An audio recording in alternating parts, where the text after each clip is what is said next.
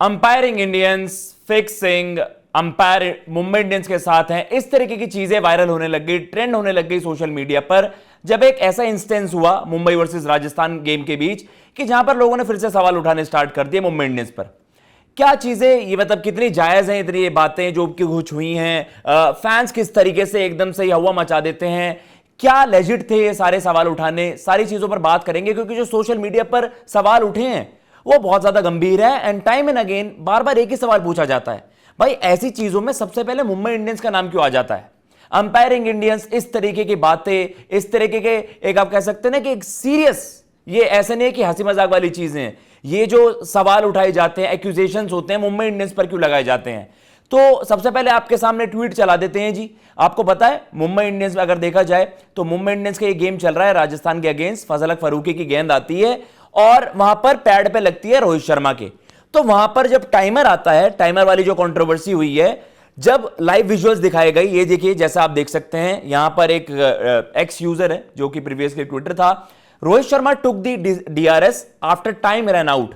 How can the umpire allow him to use DRS after time expired? Will they allow this if it was a RR batter? Umpiring Indians। तो इस तरीके से ये सवाल वहां पर उठाया गया कि भाई क्या मुंबई के अलावा और कोई टीम होती तो क्या ये सारी चीजें अलाउ होती?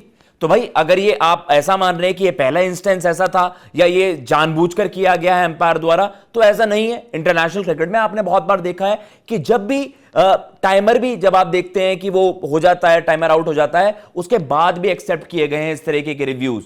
और उसके बाद देखा जाए तो बाकी की वहां पर ट्वीट्स भी आप देखिएगा तो इस तरीके के भी सवाल उठाए गए जो कि वहां पर भाई नियम है, सर्टेन प्रोटोकॉल्स हैं और इस तरीके के अंपायरिंग डिसीजंस आप देखते हैं। Rohit शर्मा's DRS decision was not out.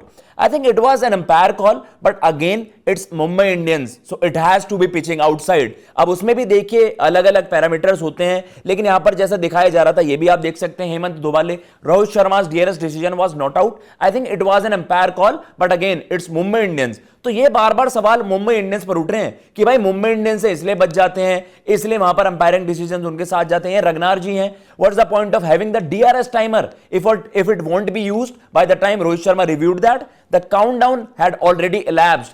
तो बार बार यही सवाल उठ रहे हैं। देखिए ये जो चीज है इलेजिट है, एक और ये ट्वीट है जो उसी चीज को ही हाईलाइट कर रहा है। वहां पर अंपायरिंग इंडियंस वहां पर ये जिस तरीके से ट्रोल कर रहे हैं मुंबई इंडियंस को और ये बड़े सवाल उठा रहे हैं वहां पर। लेकिन जैसा हम बात करते हैं कि भाई there is a reason timer है, तो इस तरीके की चीजों को अंपायर्स को ज्यादा आप कह सकते हैं क्लोजली देखना चाहिए ऑब्वियसली। लेकिन हमने जैसे बात करी कि ये पहले भी ऐसे इंस्टेंस इंटरनेशनल क्रिकेट में हुए हैं, तो वहां पर भाई इस चीज पर लेकर ज्यादा बवाल क्यों नहीं मचा? क्योंकि ये केवल मुंबई इंडियंस से इसलिए ज्यादा सवाल उठते हैं क्योंकि लोगों को आप कहते हैं ना कि मुंबई इंडियंस से ऐसी चीजों को अगर आप एसोसिएट करोगे तो आपको पता है रीच ज्यादा मिलती है, इस तरीके की चीजें ज्यादा होती हैं कि भाई हाँ मुंबई इंडियंस को लेवल आपने इस तरीके से कर दिया।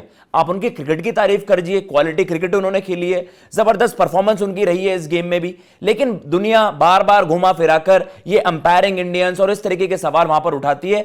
आपको किस तरीके से ये लगा, ये जो फैसला हुआ, प्लीज कमेंट बॉक्स में जरूर बताइएगा। और ये जो सवाल उठ रहे हैं मुंबई इंडियंस पर आपको कितने लेजिट लगते हैं, प्लीज कमेंट बॉक्स में जरूर बताइएगा। जय हिंद, जय भारत।